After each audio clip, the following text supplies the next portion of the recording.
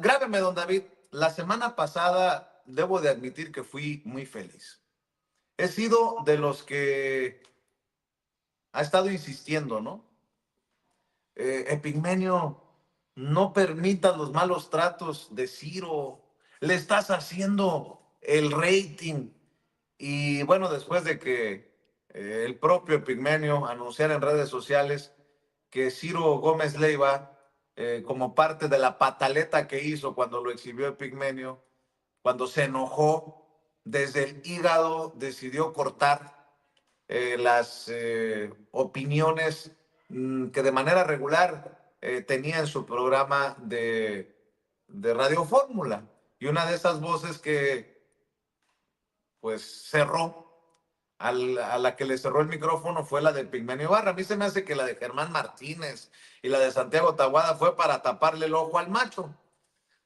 Fui muy feliz porque Epigmenio decidió no ir a su último encuentro programado para el miércoles pasado y fui muy feliz porque con su pluma tan puntual en su columna de Milenio y en su videocolumna también que circula en redes sociales, hablaba de cómo la realidad ha ido doblando a estos personajes, ¿no? Que no es ni Epigmenio, que no es ni fulanito o sutanito, es la realidad la que ha ido doblegando a estos personajes que se creían en algún momento dueños de la verdad absoluta. Bueno, para hablar de estas y otras cosas, déjenme saludar al querido, admirado, respetado Epigmenio Ibarra, a quien le agradezco mucho que se dé el tiempo para hablar con nosotros sin censura.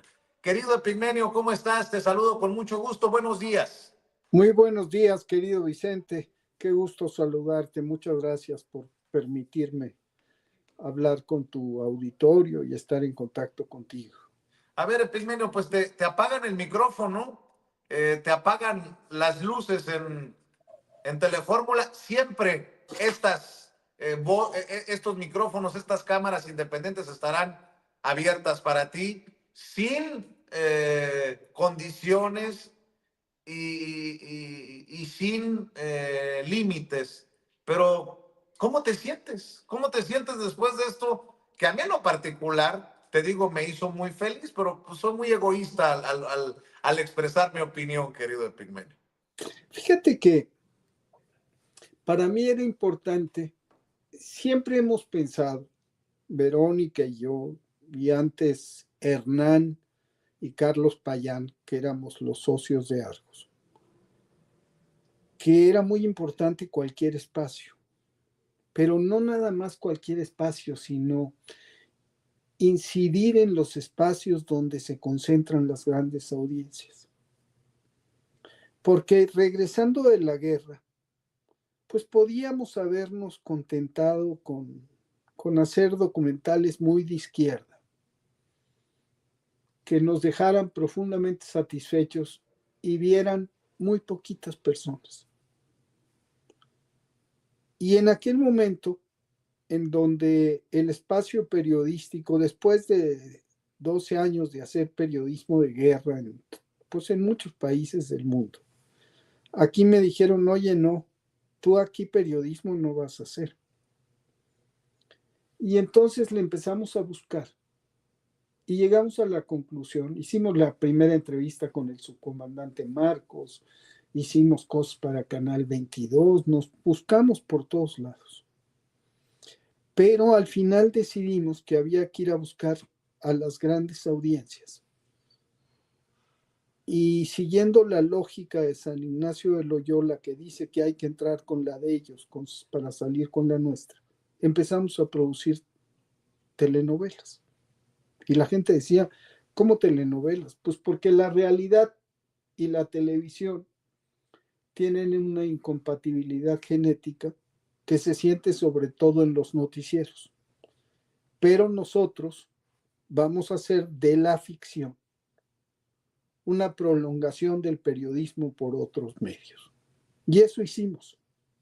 Y resulta que, pues como el burro que tocó la flauta, resultamos muy exitosos porque la gente quería cosas distintas. Yo decía que a la gente le daban la televisión que le gusta, pero que en el momento en que le das la televisión que se merece, también le gusta.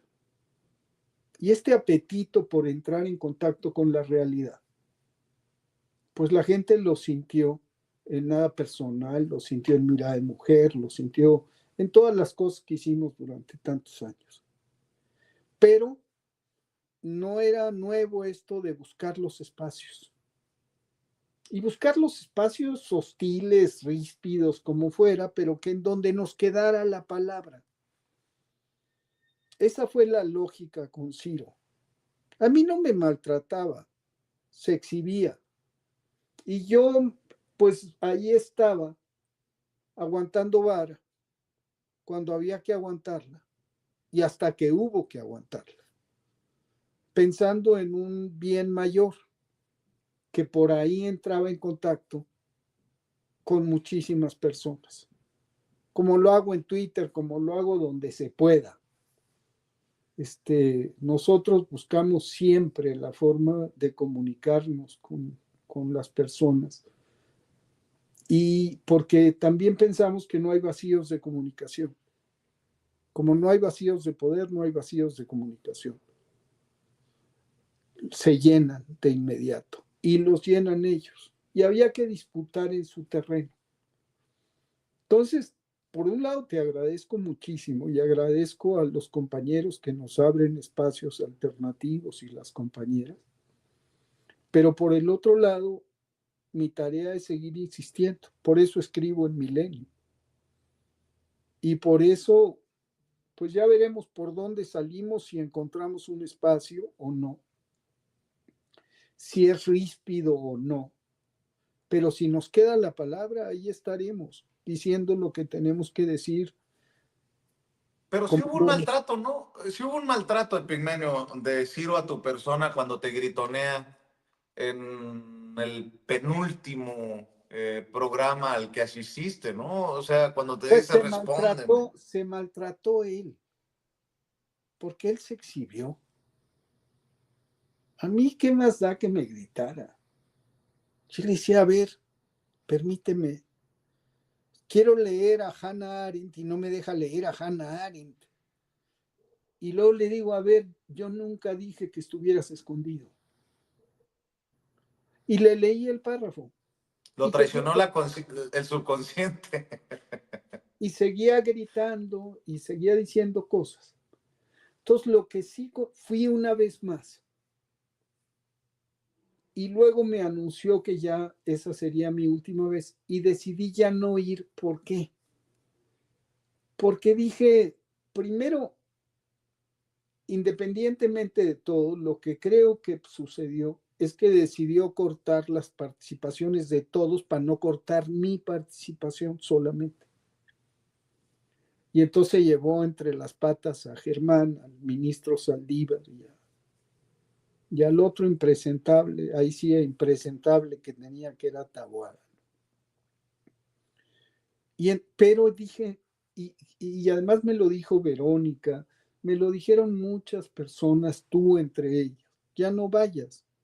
Y sí pensé que era importante no ir, porque era importante que la gente se quedara con la imagen de grito, de Ciro gritando órdenes e imponiendo ese tono autoritario característico que siempre medio disfrazaba. Yo le decía, no editorialices, Ciro, editorializas con los gestos.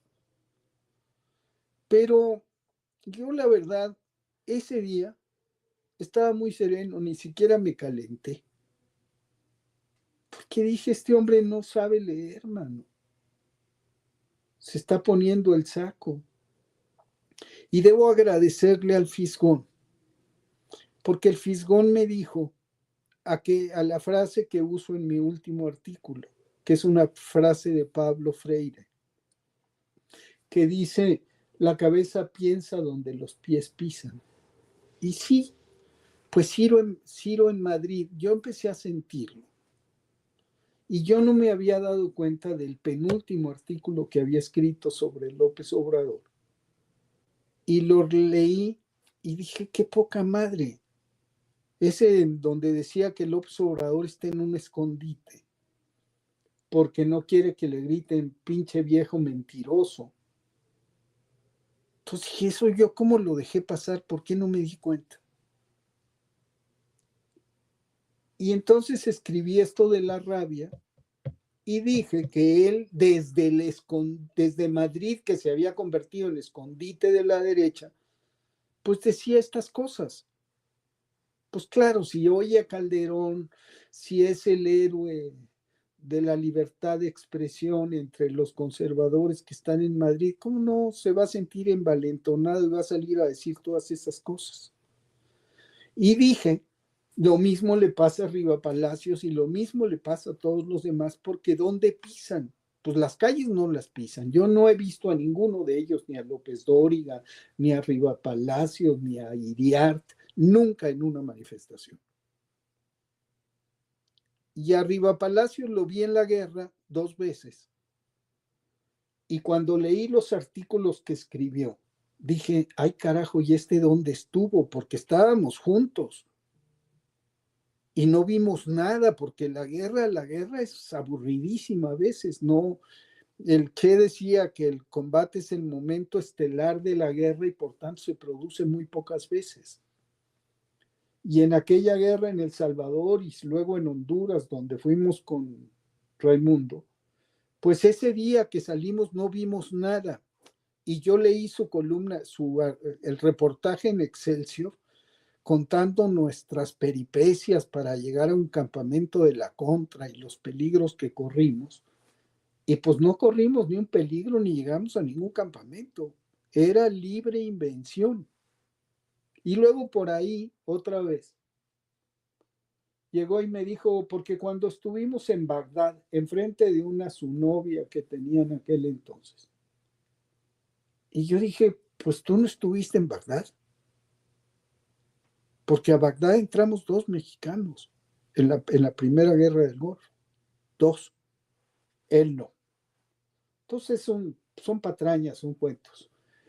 Y Ciro, por otro lado, pues rabioso, y Raimundo inventando patrañas, y López Dóriga rabioso, y todos estos rabiosos, pues había que señalarlos, y yo no podía dejar de decirlo, y Ciro se puso loco. Pero se exhibió.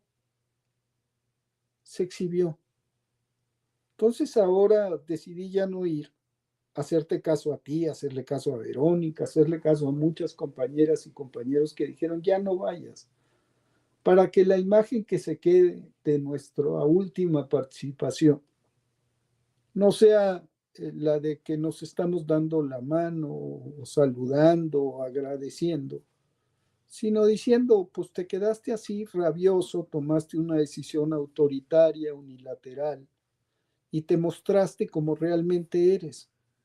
Esa es la imagen. Y que sea la tuya, rabia sin eco. Rabia Sineco escribe precisamente en su columna y que se convierte después en una videocolumna de Pigmenio Ibarra. Por cierto, pido apoyo, porque con esto se le han venido encima y han buscado nuevamente invisibilizarlo. Búsquenlo en la X, antes Twitter, @Epigmenio Ibarra, para que le demos vuelo a sus opiniones, a sus comentarios. Y precisamente, Pigmenio, fíjate que hay preguntas de la gente, si me permites, antes de que te vayas, sé que estás ocupado. Fíjate, Luis Hernández dice, Vicente, quiero preguntarle a Pigmenio Ibarra, y muy interesante la reflexión, ¿cuál es la diferencia en audiencia en sus propias redes sociales antes y después de Radio Fórmula? ¿Funcionó desde tu perspectiva estos años de estar aguantando vara, como tú mismo lo has dicho, Pigmenio?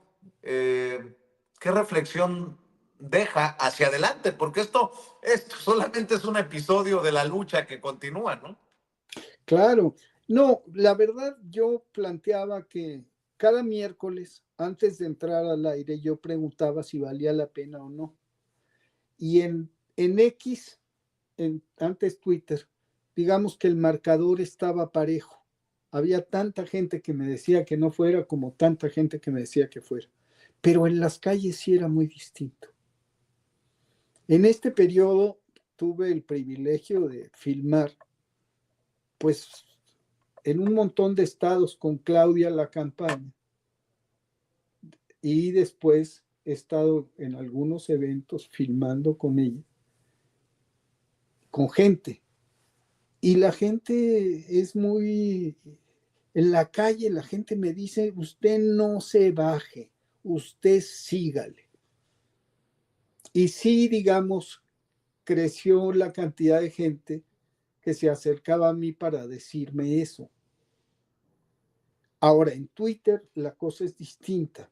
No puedo decir que mi audiencia en Twitter haya crecido, porque desde hace 2 años yo soy objeto de un ataque muy consistente, que se ha vuelto mucho más dramático en los últimos 8 meses, 9 meses. Mi cuenta de Twitter ha perdido el 70% de su alcance.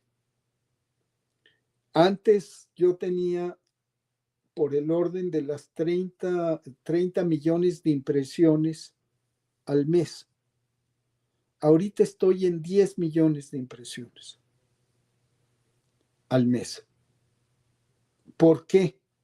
Porque son tantos los ataques cotidianos. Yo ya no puedo operar mi cuenta de Twitter, no puedo entrar a mis menciones, porque son puros insultos y amenazas y advertencias y campañas de desprestigio. Y esto hace que el algoritmo considere tóxica mi cuenta e invisibilice mis mensajes. Ya lo han estudiado expertos en redes sociales y es lo que se llama shadow banning.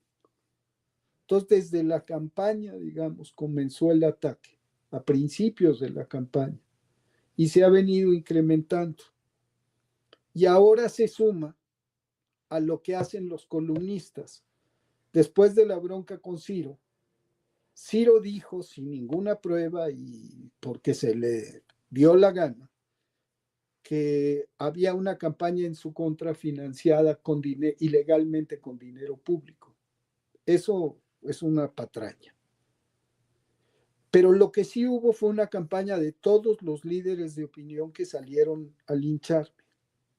Raimundo Riva Palacios, López Dóriga, Chumel, todos se sumaron a la defensa de Ciro y coincidieron con los bots, con los troll centers de la derecha, que tomaban lo que ellos decían, lo multiplicaban. Y entonces mi cuenta de Twitter está a la baja, va en caída libre.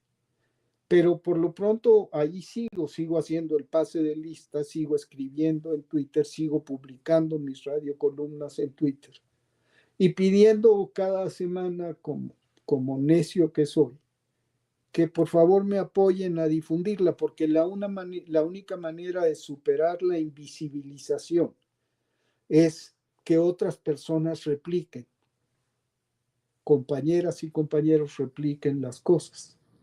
Pero digamos que el efecto de la presencia con Ciro sí fue benéfico, porque entre otras cosas en ese espacio se produjo un debate que a la postre resultó demoledor para Xóchitl Gálvez.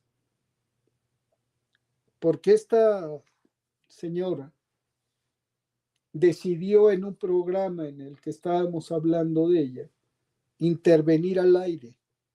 No sé si se acuerden de eso. Sí, claro, claro, claro. Ahí fue casi el clavo que le faltaba al ataúd políticamente hablando, ¿no? Se suicidó. Porque qué carajos va a venir una candidata a la presidencia a hablar con un editorialista, con un opinólogo ahí, pues de cuarta como yo. Y luego a decirme que ella era una mujer de izquierda, y yo le decía, pues yo nada más te hago una pregunta, si eres tan de izquierda, si te invitó Andrés Manuel a Morena, si empezaste en la Liga Obrera Marxista, ¿qué haces en el PRI y en el PAN? ¿Qué haces con ese atajo de corruptos? Y luego me dijo, tus contratos con el gobierno. Le dije, no tienes uno solo, porque no existe un solo contrato con el gobierno. porque nosotros nunca recibimos ni un centavo. Yo nunca recibí ni un centavo. No que tu préstamo es un préstamo, como 4,999 préstamos que ese año se entregaron y no es a título personal, es una empresa acreditada y que resulta que se volvió muy importante, insisto, como el burro que tocó la flauta. Nosotros nunca pensamos que tendríamos el éxito que tuvimos. Lo tuvimos porque nos pusimos en consonancia con lo que en el país estaba pasando. Y esa es la realidad que digo que ha doblegado a estos que están furiosos porque el país no tomó el rumbo que ellos diseñaron y que ellos dijeron. No ganó Xochitl. Y Ciro se equivoca de palmo a palmo porque yo le digo que López Obrador salió con una altísima aceptación. Y dice, pues no, porque tuvo la misma que Peña y Calderón. Está mintiendo. Ninguno de los dos terminaron con esa aceptación. Pero vamos a otra reflexión. ¿A quién le entregó Calderón la presidencia? Al PRI. Quiere decir que su gestión no fue aprobada porque la aprobación a una gestión presidencial es el voto por el candidato del mismo partido. ¿Y a quién le entregó Peña? A Andrés Manuel López Obrador. ¿A quién le entrega Andrés Manuel López Obrador? A su compañera de movimiento y de partido, a Claudia Sheinbaum. ¿Y cómo le entrega? Pues una presidencia con una altísima aceptación y Claudia se convierte en la persona más votada de la historia de México. Entonces miente Ciro. A López Obrador no está escondido. López Obrador desde el primer día dijo, terminando me voy a la chingada. Y ahí está, haciendo honor al compromiso democrático que tiene y que hace de esta revolución que estamos viviendo una revolución única en la historia. Ningún movimiento de izquierda triunfante ha tenido la grandeza de la Cuarta Transformación. Evo Morales se religió 4 veces y por eso los conflictos en Bolivia. Chávez y Maduro hicieron lo mismo. Lula también. Los Kirchner inventaron un sistema dinástico casi. ¿Qué hizo López Obrador? Retirarse. La izquierda mexicana toma el poder y cambia la Constitución. Sí, la cambia para establecer en la Constitución la revocación de mandato. Contrariamente a lo que hacen todas las izquierdas en América Latina, que cambian la Constitución para posibilitar la reelección. Entonces tenemos una revolución que es amplia, que es plural, que es diversa, donde caben todas y todos, que es democrática, que es pacífica y que se produce en libertad. Eso no está pasando, no ha pasado en la historia. Y eso los tiene muy encabronados. Rabiosos, pues, pero que sea la suya rabia sin eco. Yo lo que puedo decir, Epigmenio, y lo sabes bien, que nosotros hemos transmitido por años en el Zócalo, allá afuera del Palacio Nacional, para Ciro que dice que López Obrador no saldría porque tiene miedo que le griten pinche viejo mentiroso o algo por el estilo, que se anime él, no a transmitir esos estudios, que salga al Zócalo, que salga a Palacio para que vea a quién le gritan pinche viejo mentiroso. Pero bueno, Epigmenio, sé que tienes muchos compromisos. Sí. Ellos no pueden pisar las calles. Ellos no andan en las calles. Tú y yo sí andamos en la calle. Claro, en Polanco me gritan. En el Zócalo no. Exacto. Entonces ellos no pisan las calles y eso los tiene verdaderamente furiosos. En las lomas nos gritan, pero en Iztapalapa no. Al contrario, Al contrario. nos aplauden. Oye, primero, antes de que te vayas, tu reflexión sobre lo dicho por Trump en torno a los cárteles mexicanos, sobre la respuesta que yo he aplaudido de la presidenta Claudia Sheinbaum, muy calmada, muy tranquila, pero contundente, y la derecha estúpidamente desquiciada que escribe, entre otras cosas, como Chumel Torres, tómala, o se les acabó la fiesta, diría Pedro Ferriz. Dame tu reflexión de esto, de Trump pidiendo que, o advirtiendo que se declarará a los cárteles mexicanos como grupos terroristas, una Claudia Sheinbaum que dice a México se le respeta, no nos vamos a doblar, habrá cooperación pero no sumisión, y esta derecha que te odia tanto a ti, odia tanto todavía a López Obrador, odia a Claudia Sheinbaum, odia a los youtuberos paleros, como nos llaman algunos, y que odian a México, y que preferirían que un Donald Trump nos invadiera con sus fuerzas especiales. Tus reflexiones, si me permites, Epigmenio, para cerrar.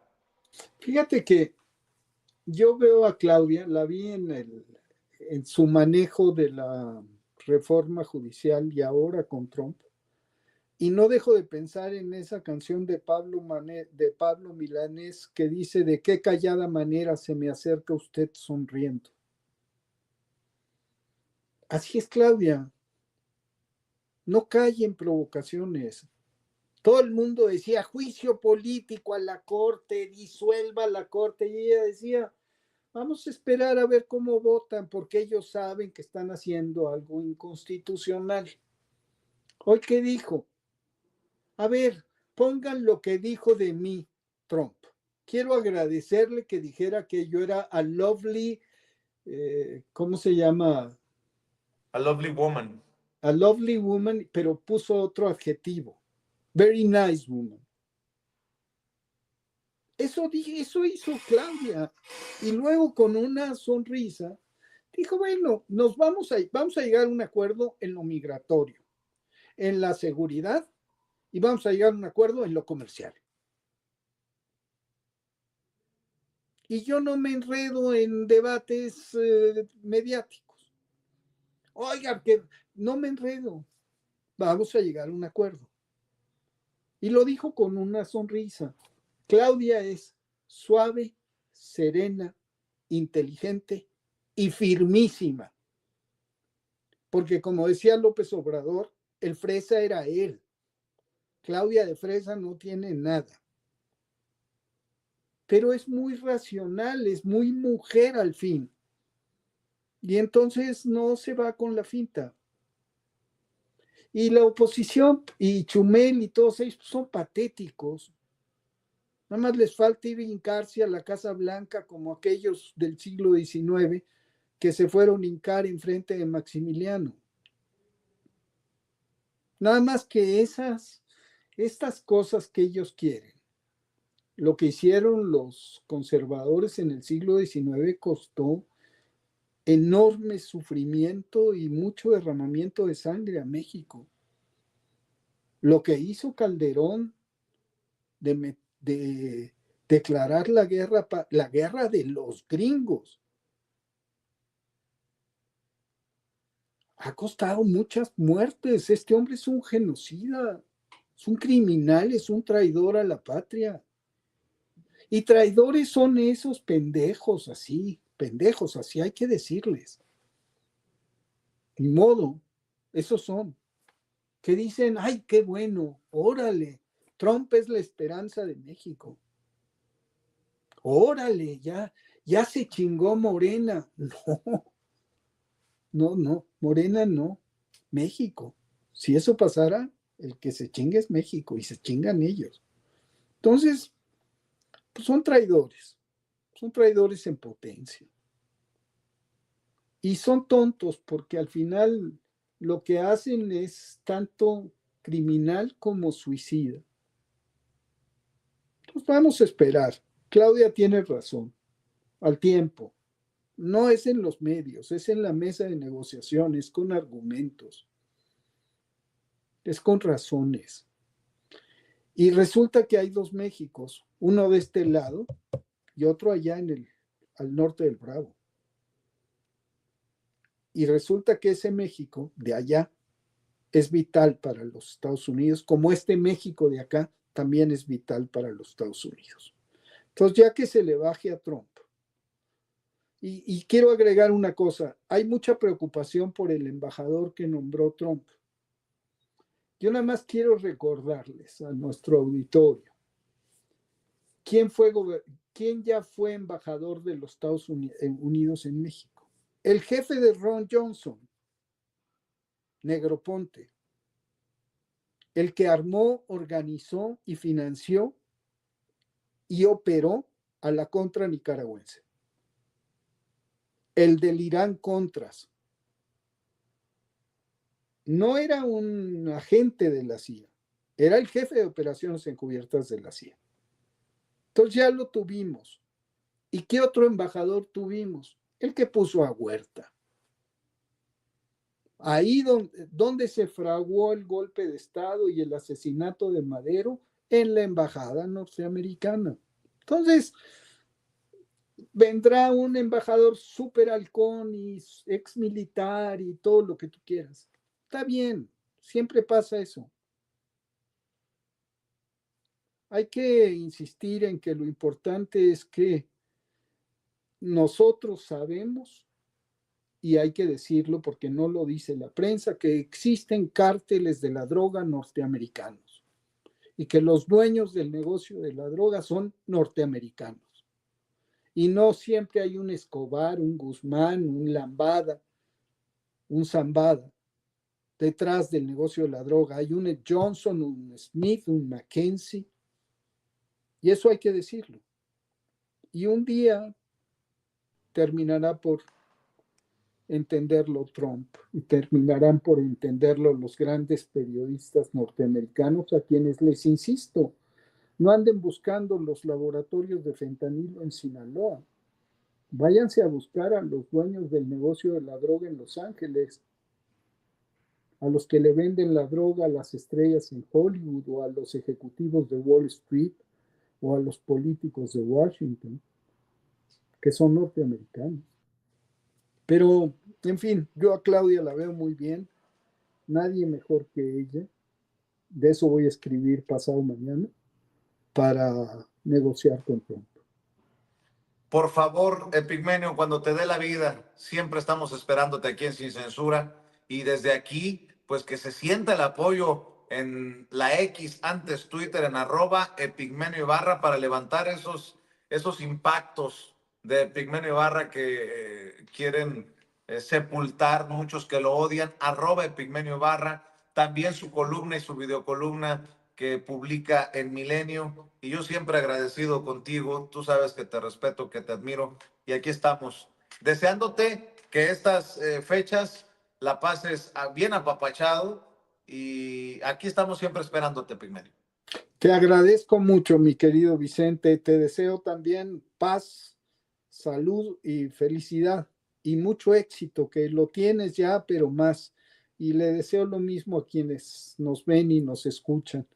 Que se atrincheren entre los que aman y las que aman y que la pasen muy bien. Y carguen pilas porque lo que viene es importante y tenemos que estar unidos y juntos. Y va a estar cabroncito, si me permites la expresión. Te mando un abrazo, Epigmenio. Ahí Pepe, estamos. quiero nada más decirles una cosa que decía Gramsci, que es el centro de mi artículo de la próxima semana. Decía Gramsci, instruyanse porque necesitamos todo nuestro conocimiento. Voy a buscar la frase un segundito porque quiero dejarla como deseo de año nuevo. A ver, qué interesante esto que nos está diciendo Epigmenio Ibarra, que serás el centro, pues, dice, de su columna, su próxima columna que publicará en Milenio y que circulará en redes sociales, y que nosotros, le pido, ayudemos a mover, pues, desde las redes sociales. A ver si Epigmenio la encuentra por ahí para que nos la comparta, y dice que nos lo deja de regalo Aquí para está. Navidad y para Año Nuevo. A ver, Epigmenio. Dice, instrúyanse porque necesitamos toda nuestra inteligencia. Conmuévanse porque necesitaremos todo nuestro entusiasmo. Organícense porque necesitaremos toda nuestra fuerza. Pues con toda esa fuerza, vamos pues por ese camino, mi querido Epigmenio, porque ahora sí que México nos necesita a todos. Te mando un abrazo y estamos siempre al pendiente de lo que publicas, querido Epigmenio. Muchas gracias, mi querido Vicente. Te abrazo con mucho cariño. Claro que sí, el maestro Epigmenio.